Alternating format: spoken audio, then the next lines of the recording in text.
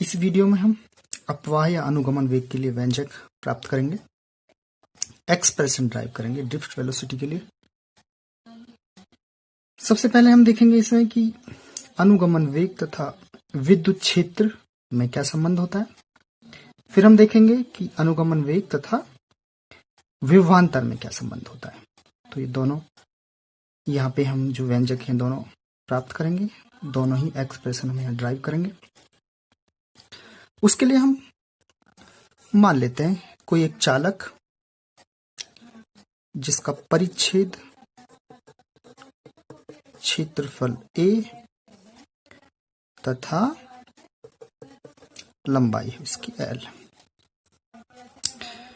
तो हमने एक चालक लिया जिसका परिच्छेद क्षेत्रफल क्या माना हमने, कैपिटल A मान लिया है और लंबाई को हमने मान लिया है स्मॉल l। इस चालक को हमने बैटरी से जोड़ दिया।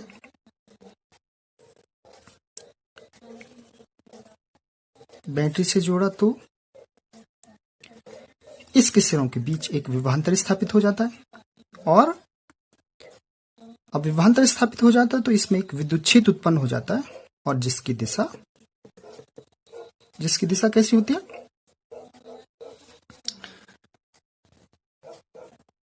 धन आवेश से ऋण आवेश की ओर। दिशा कैसी होती है, धन आवेश से ऋण आवेश की ओर। तो अब क्या होगा, जो इसमें इलेक्ट्रॉन होते हैं वो विपरीत दिशा में इस तरीके से मूव करने लग जाते हैं। इलेक्ट्रॉन किसकी विपरीत दिशा में, विद्युत क्षेत्र की विपरीत दिशा में इस तरीके से इलेक्ट्रॉन मूव करने लग जाते हैं, क्योंकि जो इलेक्ट्रॉनों पर एक विद्युत क्षेत्र की विपरीत दिशा में एक बल कार्य करता है। अगर मान लिया कि वो बल F है तो बल जो होता है तो प्रत्येक इलेक्ट्रॉन पर ये बल कार्य करता है विद्युत क्षेत्र की विपरीत दिशा में।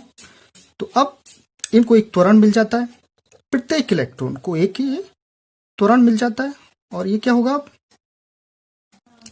न्यूटन के द्वितीय नियम के अनुसार F इक्वल टू क्या होता है, ma। तो यहां से A इक्वल टू क्या हो जाएगा, F अपॉन m। लेकिन F क्या है, F है ये जो हमने यहां लिखा। तो त्वरण क्या हो गया, माइनस ई अपॉन m। ये त्वरण प्रत्येक इलेक्ट्रॉन पर जो होता है वो समान होता है, प्रत्येक इलेक्ट्रॉन का त्वरण समान होता है। तो अब जो प्रत्येक इलेक्ट्रॉन होता है वो इस त्वरण से विद्युत क्षेत्र की विपरीत दिशा में गति करता है। अब हम ये एक्सप्रेशन टाइप करेंगे। तो इसके लिए हमने क्या किया, गति का प्रथम समीकरण लेते हैं, v equal to u plus a। t की जगह हमने क्या लिख दिया, यहाँ पे टाउ लिख दिया। वो टाउ क्या है, ये है दो क्रमागत टक्करों के बीच का समय अंतराल। अब यहाँ पे अगर हम t की जगह हमने यहाँ पे टाउ लिखा है, एक बार फिर रिमाइंड कर लेते हैं। टाउ क्या है, दो क्रमागत टक्करों के बीच का समय अंतराल। किसी एक इलेक्ट्रॉन के लिए अगर इस इक्वेशन को लिखते हैं तो उसका वेग जो अंतिम वेग है v1 मान लिया हमने, प्रारंभिक वेग क्या होगा, u1 हो गया, त्वरण समान है और ये हो गया टाउ1। एक इलेक्ट्रॉन के दो क्रमागत टक्कर के बीच का जो समय अंतराल है वो टाउ1 मान लिया। ये प्रारंभिक वेग है, ये अंतिम वेग है, ये त्वरण है और ये जो समय अंतराल है दो क्रमागत टक्करों के बीच का। तो अब क्या होगा, देखिए अगर हम इसी तरीके से दूसरे इलेक्ट्रॉन के लिए ये इक्वेशन लिखें तो v2 इक्वल टू क्या हो जाएगा, यहां पर u2 प्लस a टाउ 2। इसी तरीके से v3 क्या हो जाएगा, u3 प्लस a टाउ 3। अगर मान लें इस चालक में n इलेक्ट्रॉन है तो vn इक्वल टू क्या हो जाएगा, un plus a tau n, ये हो जाएगा। तो अब हमको क्या करना पड़ेगा, यहाँ पे इन सब इक्वेशन को अब हम ऐड कर लेते हैं, जोड़ लेते हैं इनको। तो जोड़ने के बाद हमारे पास क्या इक्वेशन आएगी, एक ये आएगी v1 plus v2 plus v3 plus vn equal to u1 plus u2 plus u3 plus un। अब यहां से देखिए a कॉमन है, तो plus a τ1 plus τ2 plus τ3 plus n। अब हमको क्या करना है, इन वेग का औसत ज्ञात करना है, इस समयांतराल का औसत ज्ञात करना है। तो औसत ज्ञात करने के लिए, क्योंकि हमने माना है चालक में n इलेक्ट्रॉन है, तो अब हम दोनों पक्षों में हम n से भाग दे देते हैं। दोनों पक्षों में हमने n से भाग दे दिया, तो अब क्या आ गई हमारे पास इक्वेशन आ गई v1 plus v2 plus v3 plus vn upon n equal to u1 plus u2 plus u3 un upon n और plus a τ1 plus τ2 plus τ3 plus τ upon τn upon n। अब देखिए यहां पर ये क्या है, जो हमने पिछले वीडियो में देखा, ये क्या है, ये है जो ये इलेक्ट्रॉन है, ये प्रारंभ में किससे, ऊष्मीय वेग से गति करते हैं और फिर विद्युत क्षेत्र की उपस्थिति में ये एक सूक्ष्म वेग प्राप्त कर लेते हैं। और वो सूक्ष्म वेग क्या है, अंतिम वेग है। और उस सूक्ष्म वेग का अगर हम औसत ज्ञात करते हैं तो उसी को हम क्या कहते हैं, अनुगमन वेग कहते हैं। तो ये औसत क्या है, ये है अनुगमन वेग। प्रारंभिक वेग जो है इनका वो ऊष्मीय वेग है, तो अगर हम ऊष्मीय वेग का औसत ज्ञात करते हैं तो वो क्या आता है, वो 0 आता है। तो ये ऊष्मीय वेग का औसत है और ये इसकी वैल्यू क्या होगी, अब यहाँ पे 0 होगी, 0 होगी। और ये क्या है, ये दो क्रमागत टक्करों के बीच का समय अंतराल है, तो उसका औसत है ये। और उसका औसत जो होता है उसको हम क्या कहते हैं, उसको कहते हैं हम श्रांति काल, जो हमने यहाँ पे टाउ लिखा। ये क्या है, ये श्रांति काल है।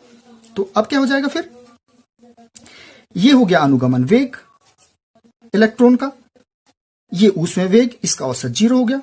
तो हमारे पास अब ये जो वैल्यू हो गई, इसको हम यहां लिख लेते हैं। ये वैल्यू क्या हो गई हमारे पास, देखिए ये हो गया Vd इक्वल टू, ये हो गई 0 प्लस ये हो गया a और टाउ, ये वैल्यू हो गई श्रांति काल की। जो औसत समय अंतराल है सबका, उसको हम क्या कहते हैं, श्रांति काल कहते हैं। तो अब a का मान हम यहां से, अगर यहां से पुट करें, यहां पे रख दें, a का मान यहां से यहां रखें, तो क्या हो जाएगा, Vd इक्वल टू क्या हो जाएगा, a की वैल्यू यहां से लिखी माइनस e और e टाउ अपॉन m, या हम इसको ऐसे भी लिख सकते हैं, Vd इक्वल टू बिल्कुल इसी की तरह minus e tau e upon m। तो यहां से हमको ये वाला एक्सप्रेशन प्राप्त हो जाता है। यहां से हमको पता चलता है जो अनुगमन वेग होता है वो विद्युत क्षेत्र के समानुपाती होता है। यहां से क्या पता चला, जो अनुगमन वेग है वो विद्युत क्षेत्र के समानुपाती होता है। तो इसको हम कहते हैं, इस इक्वेशन को अनुगमन वेग तथा विद्युत क्षेत्र की प्रबलता में संबंध या विद्युत क्षेत्र में संबंध। अब अगर इस अनुगमन वेग का हम यहां परिमाण लिखें तो परिमाण क्या हो जाएगा, फिर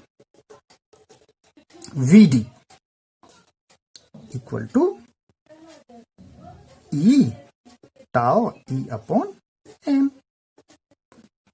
ये हो जाएगा इसका परिमाण। अब क्या होगा, फिर देखिए इसके सिरों के बीच विभवांतर v है और लंबाई को हमने l माना है, तो विद्युत क्षेत्र इक्वल टू क्या हो जाएगा, v अपॉन l। विद्युत क्षेत्र इक्वल टू क्या हो जाएगा, v अपॉन l।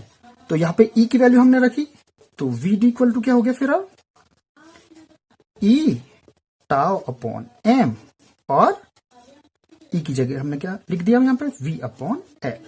तो एक ये हमारे पास ये वाला एक्सप्रेशन अब हमको यहां से प्राप्त हो जाता है। तो यहां से क्या पता चलता है, जो VD है, जो अनुगमन वेग है, वो अब किसके समानुपाती है, यहां से VD समानुपाती है विभवांतर के समानुपाती है, तथा VD समानुपाती है, बल्कि व्युत्क्रमानुपाती कहेंगे, VD व्युत्क्रमानुपाती है लंबाई की, चालक की लंबाई की। इसका मतलब जो अनुगमन वेग होता है वो चालक की लंबाई के व्युत्क्रमानुपाती तथा विभवांतर के समानुपाती होता है। तो ये सारी चीजें हमने यहां से देख लिया, सब चीज क्लियर हो गई होगी। तो इस वीडियो में इतना ही, धन्यवाद।